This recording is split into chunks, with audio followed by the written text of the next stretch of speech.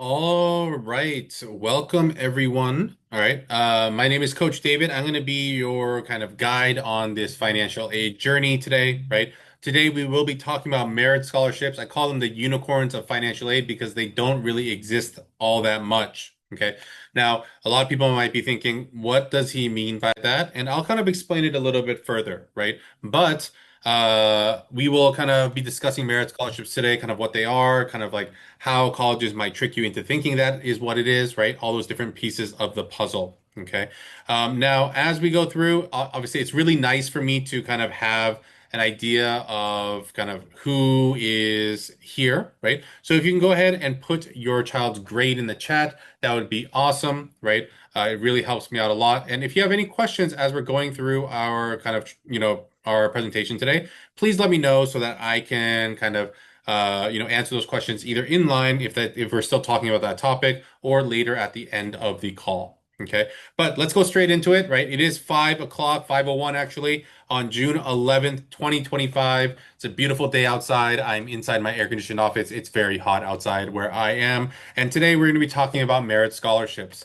Now, just a little bit more about me and kind of what we're going to do today, right? So, as far as our agenda, we're going to talk about merit scholarships. What are they? Do they exist? Can you target them, right? And we'll also talk about how to increase your chances, right? But I'll also kind of give you the downside of that as well, right? But we have to figure out what this best strategy is for your student, what the best strategy is for your family. Okay. Now, just a little bit about me, if you haven't been around, right? I am a former law school and college admissions reader, right? I'm a former lawyer turned college admission expert, right? And I'm ready to make sure to save your family money. Okay. So that is why I'm here. I've been doing this for, college admissions for the past 16 years now, financial aid for the last 15, so about a decade and a half. Okay. So I'm going to try to kind of give you guys all the information you guys need to understand the process, to understand kind of the different pieces of the puzzle so that you guys can make the best and informed decisions for your family. Okay. I will have a link to a consultation later on. Our consultations are always free, right? There's no charge, right? All we ask is that you come with an open mind, make sure that you have information that we're going to need.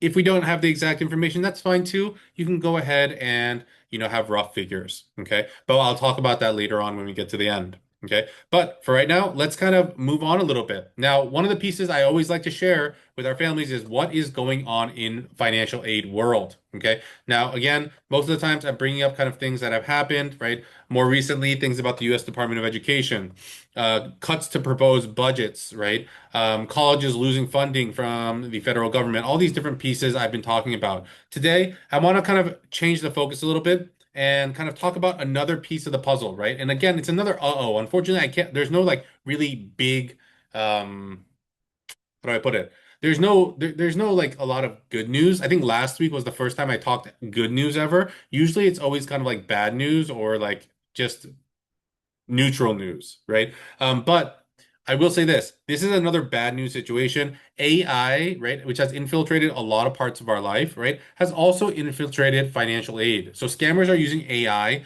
to basically take people's personal information, apply to schools, and then receive the funding, right? Whatever, whether it's loans or grants or whatever it is, and then basically pull that money from accounts or actually have the money sent to their account. Okay. So now, again, I tried to make light of this, but it's not easy, right? They obviously never attend the classes, right?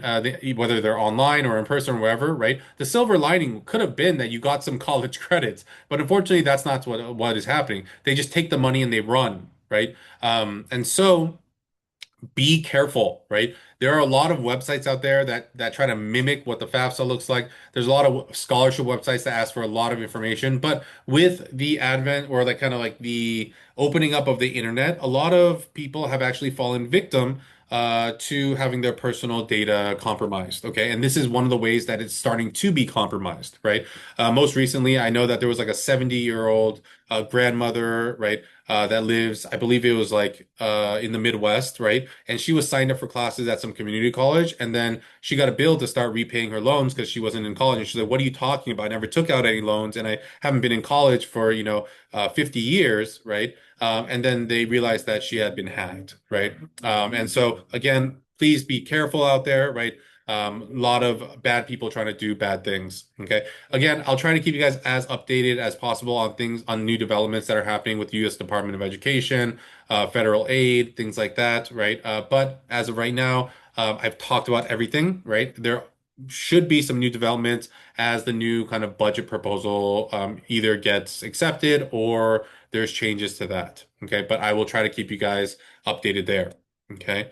Now, one of the things I always say to families is don't be scared, get prepared. Okay. And again, a lot of families are disheartened by what they have heard out there, right? Oh, your family makes a little too much money, right? Your family's not eligible. You own a home, so you can't get anything, right? You have rental properties. I've helped people in every single situation get money. Right now, of course, there are people that I cannot help, or there's people where even if I do help them, I can't get more than they're already going to get, right? So if you are a lower income family, right, and I'd probably say like, lower than 50 or $60,000 a year, there's not much more I can do to get you more, right? And if your income is over like I'd probably say seven, $800,000 a year, there's probably nothing I can do and nothing I can change to get your money aid for college. But if you're somewhere in the middle, right? That's where I can help you, right? So for families that make, 70, 80, 90, $100,000 a year to 200, 300, 400, 500, $600,000 a year, those are the families that I am usually helping to get money for college. Okay. So keep that in mind. Now, before we get into our training for today, which we're going to talk about merit scholarships, I did want to kind of put out a quick message out there, right? Because we are running our kind of egelloC college application intensives. Okay. Now, for those of you that do know, Financial Aid Secrets is part of egelloC, right? It is one of the companies under our egelloC umbrella, right? But our college application intensives have started. They started actually in April. So what this is for rising seniors. So our juniors this year, starting in April and all throughout May and then all throughout June right now, have been doing the Kickstart event. The Kickstart event is a 1 day Saturday event. It runs from 9 to 4. We help students get to kind of their first drafts of their UC PIQs and their Common App personal statements. Okay. If you are interested, there's only 2 weekends left in June, right? That you could possibly sign up for, right? Now, the more important piece of this puzzle is this, right? There is a 2 day accelerator event, right? That is virtual or in person in July, September, and or July, August, and September, right? In order to come to that event, you need to have gone through our Kickstart event.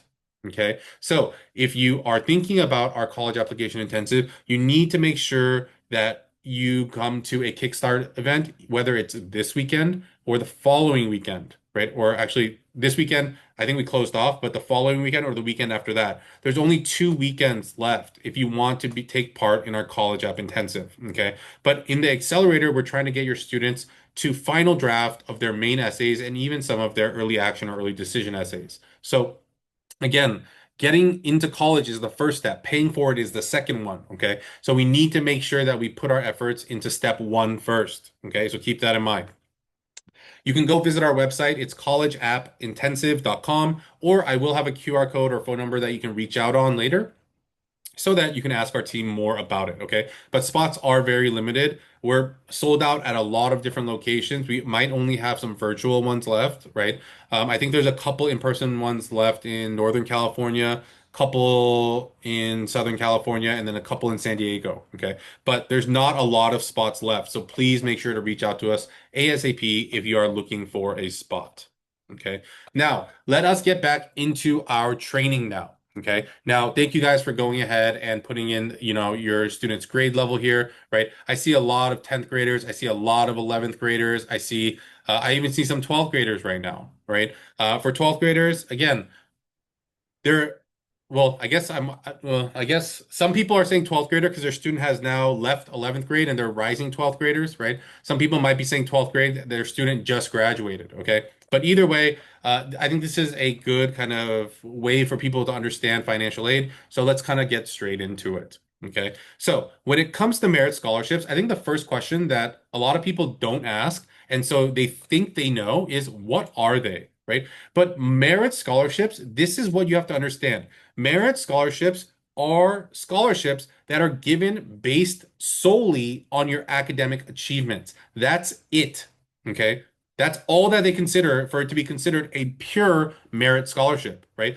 A lot of people think that merit scholarships exist at every single college, but they actually don't, right? You have to understand, look at the underlying foundation of the scholarship to understand if it is a true merit scholarship or not, right? Now, these merit scholarships will normally be given to you by the college that you're going to attend, okay? So, again, it's sometimes there are things, extra things that you have to do, but mostly they're given to you by the colleges, right? Now, where to look? There's obviously outside scholarships that do take your academic achievement into kind of as one of the factors that they're looking into, right? But that's usually one part of the puzzle. There might be they might be looking for a certain like a student from a certain background or that has a certain kind of commitment to a certain community, whatever it is, right? But the academic achievement is just one part of that puzzle. Okay. So again, not a true merit scholarship, right? There's other things that are being factored in, right?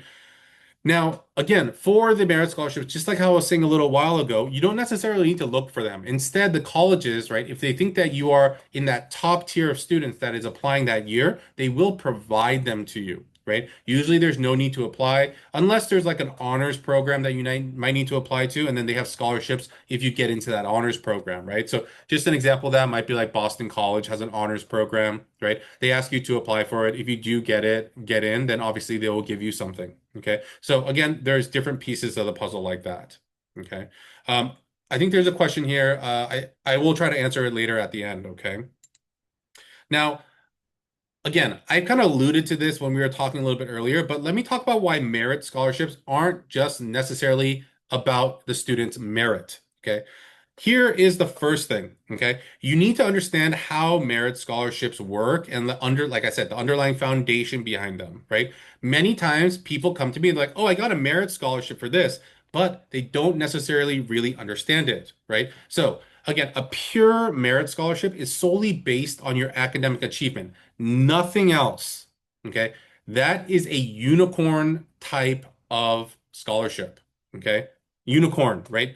And what do I mean by unicorn? It's very hard to find, or maybe doesn't even exist, right? Then there is a merit slash need scholarship. Your merit qualifies you, but your need dictates how much you get. And then there are need-based scholarships, right? And this is based purely on your family's financial need. Okay. So this is the way that you should understand how scholarships are. Okay. Now, moving on, you need to look at the fine print, right? Not all scholarships are like created equal. I'm not sure why this is in here. It's not supposed to be in here. But um, let's talk about some examples of scholarships and like where people think that it is a merit scholarship, but it's actually not. Okay. So the first one that I'm going to talk about is the University of California. The University of California is a system that a lot of our families are applying to, right? I'm based in California myself. I'm in the San Francisco Bay Area, right? And so I will talk about two of the scholarships that they give out. One is like the chancellor, like, again, every school has like a different name for it, but mostly most schools call it the Regent Scholarship, but there are a few UCs that call it the Chancellor Scholarship, right? This is one that is often way misunderstood, right? A lot of people think, oh, because my student did well academically, they are getting this scholarship, right? That's a half truth, right? It's not a pure merit scholarship, right? So this is actually a merit slash need scholarship. Your academic achievement qualifies you, right? But the scholarship that you actually get can be anywhere between $2,000 and $20,000, depending on your family's need compared to the rest of the people that qualified for that scholarship. Okay, so let me give you a very simple example to help you guys understand this. Let's say that your academics and kind of what you've done over the course of high school has qualified you for a Regent scholarship. Wonderful, right? It means that you were in that top 1% of 1% of students that was applying. That's great, right? Now, let's say that your family made $150,000 a year, right? But let's say that everyone else that was applying, their family made $1 million a year. Okay. That means that you would get 20,000 because you are kind of lower on the totem pole as far as family resources. Okay. But let's say that you made the same $150,000 a year. But let's say that everyone else that got the award made $149,000. That means that you're the top person income wise, right? Top family. That means you would only get $2,000. Okay. So while your merit does qualify you here, right? Depending on your family's situation, they will and that's why they have a range there. So whenever you have a range of scholarships, you know that is not a pure merit scholarship because they will be looking at your family's financial situation to decide how much to give you in comparison to everybody else. Okay, so this is one that is often misunderstood. But I also wanted to bring up other schools that a lot of our students are applying to so that you can understand as well, right? So another one that a lot of our California students apply to is USC. Okay, now USC, they have, they don't even call it merit scholarship. They call it non-need-based gift aid. Okay. So they have various grants, scholarships. Again, it can be called whatever. It doesn't matter what it's called. You have to understand what it is actually doing, right? Now, these non-need based gift aid, right? A lot of people understand this to be merit scholarships, but that's not necessarily the case. Again, on their website, they say that it can be for academic, athletic ability, community service, or leadership. So we don't know if it's just based on the merit, right? It's impossible to differentiate between why the scholarship was given, right? Now, another thing is this, right? They say that the non-need-based gift aid is given to families, right? But it's only given after consideration of need-based aid, right? So to say that your financial situation doesn't matter here would be incorrect as well. Because let's say that based on your need-based aid, you had a bunch of stuff, like you got a bunch of grants, a bunch of scholarships, need-based, right? And you didn't need any non-need-based, even if you were academically like meritorious, right? And you deserved something, they wouldn't give it to you because, well, you don't need it. Okay. So again, a lot of people think that merit aid just exists and it just like it just comes out of thin air. It doesn't. There is a pattern that colleges go through. There's a process that they go through to determine if they're going to give you anything or not. Okay. Another school is LMU, okay? LMU, Loyola Marymount in LA, right? Again, while they say they have different things for academic achievements, community involvement, whatever it is, again, this is based on your family situation, okay? The key phrase on the website that you should be looking at is LMU grants may be canceled or reduced if student receives other resources that contribute to their total cost of attendance, including employer tuition benefits, Cal Grant, veterans yellow ribbon benefits, right? So the grants here and awards for academic achievement are tied to your family's financial situation. Okay. So again, this is not a pure merit scholarship. Again, I feel like a lot of colleges do this to make students like feel good about kind of like the offer that they've been given. Oh, they gave me something. They recognized my efforts, right? But you have to understand these colleges at the end of the day are businesses, right? And we have to approach it like that and we have to understand it that way as well. Okay.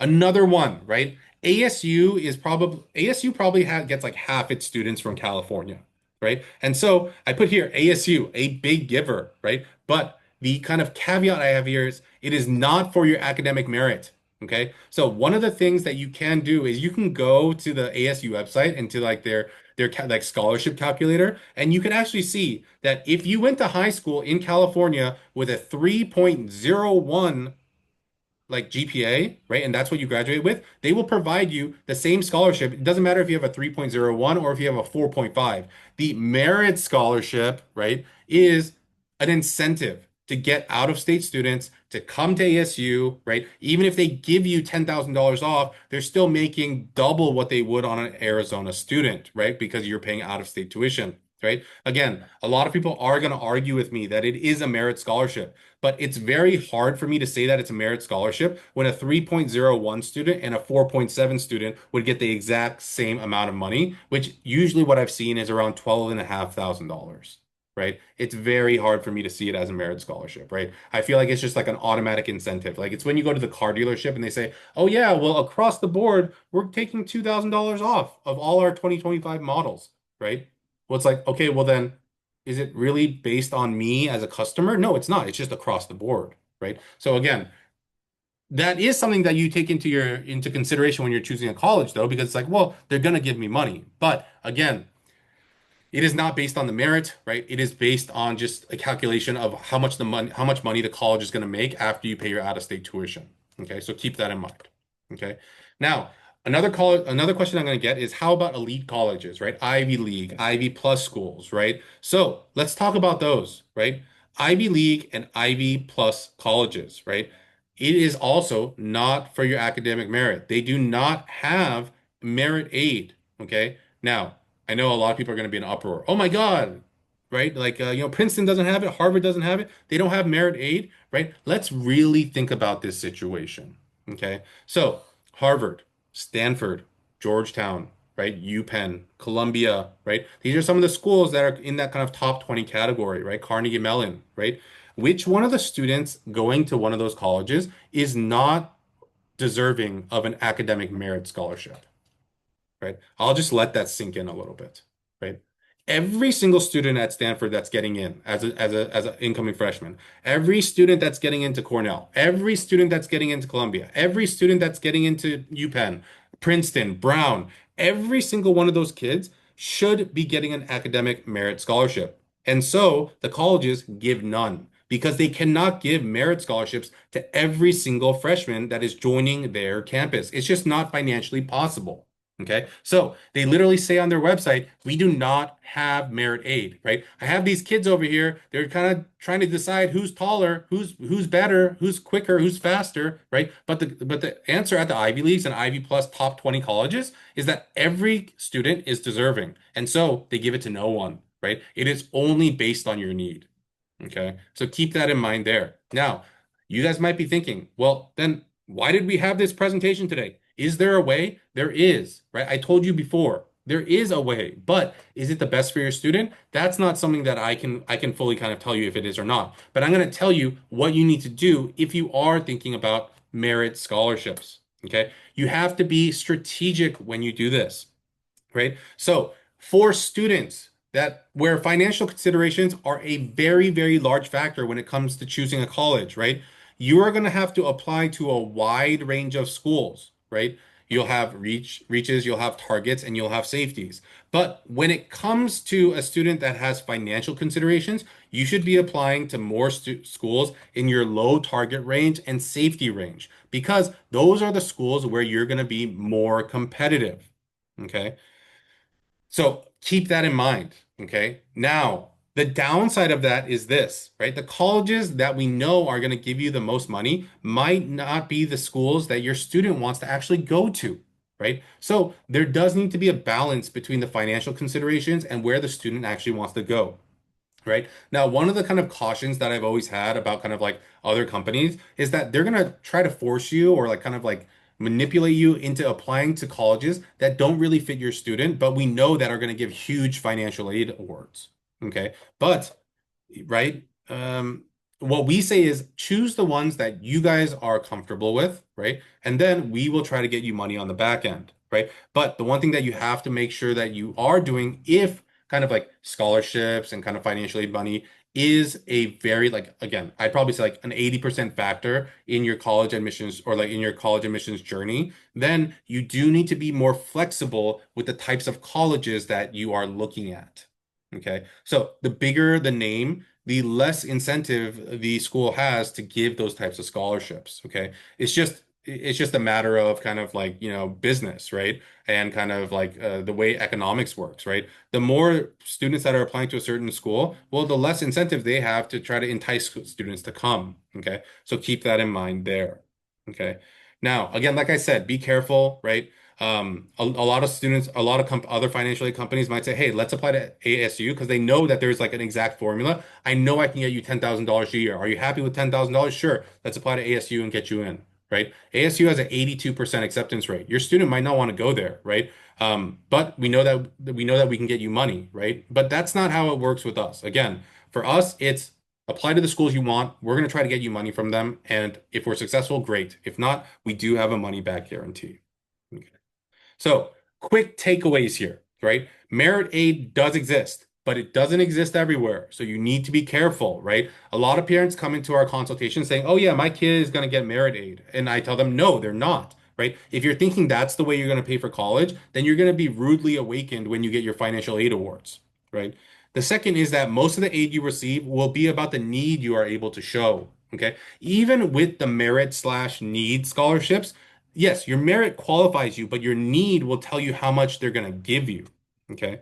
The third is that if financial considerations are larger in you choosing a college, you will have to be more flexible. Okay. And the last thing that I want to point out here is make sure to understand the aid that you might get, right? What it is and how you qualify to fully understand the picture.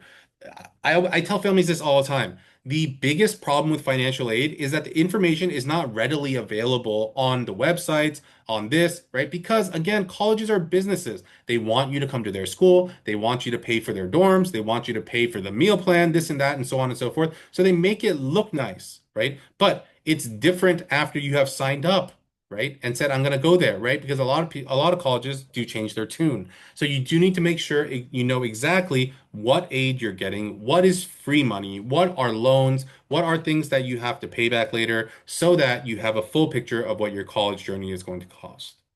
Okay.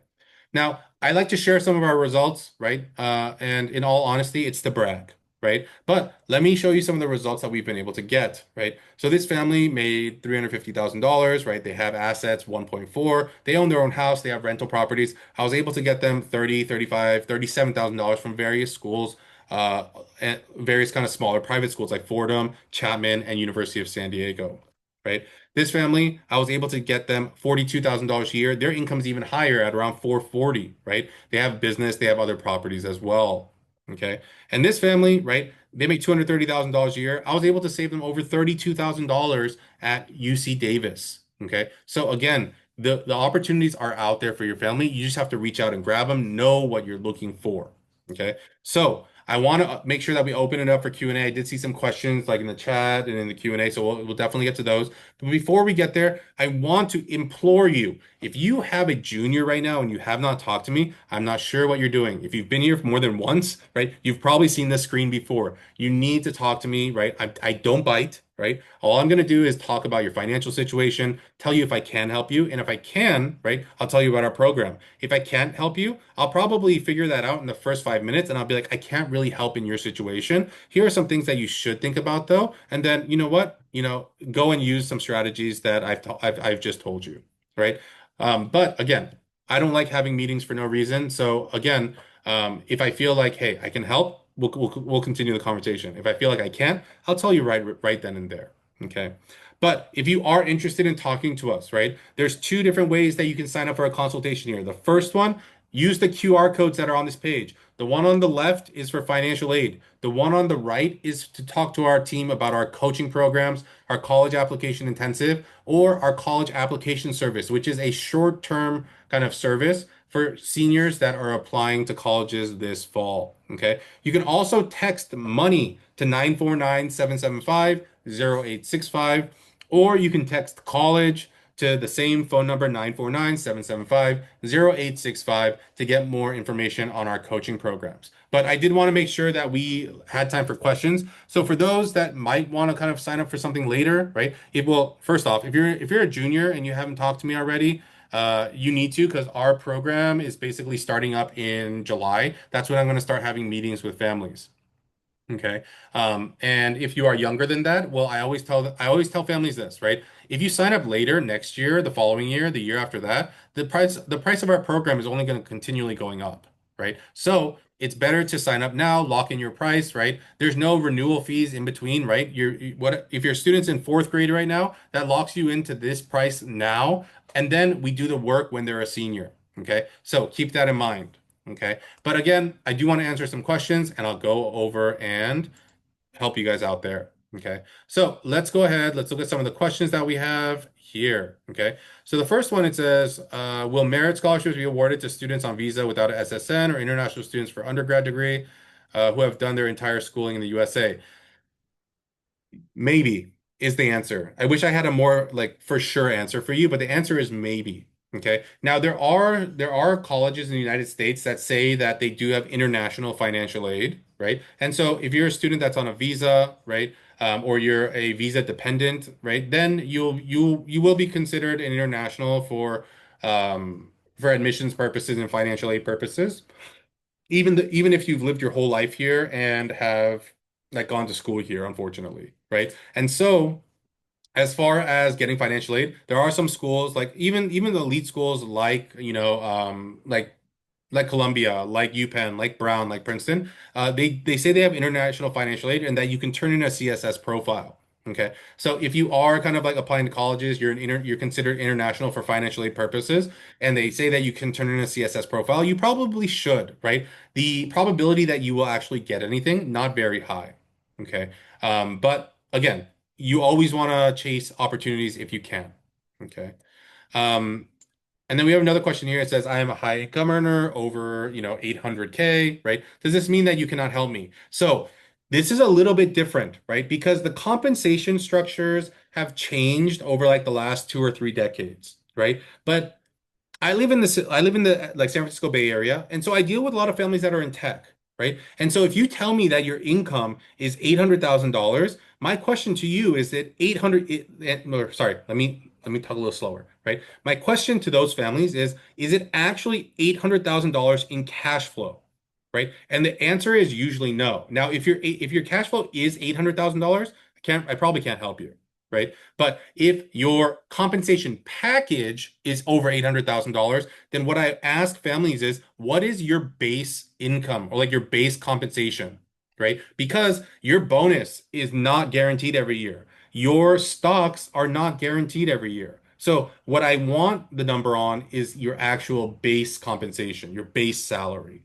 Okay. Now, again, if you are cash flowing $800,000, like you're getting roughly $70,000 a month, right? Then yes, I cannot help you, right? But if part of that is like bonuses, part of that is well, bonuses are kind of cash too, but again, it's a little iffy, right? Because it's never guaranteed, right? But stocks, that is part of your income, but it's not actual cash flow that you realize. Okay.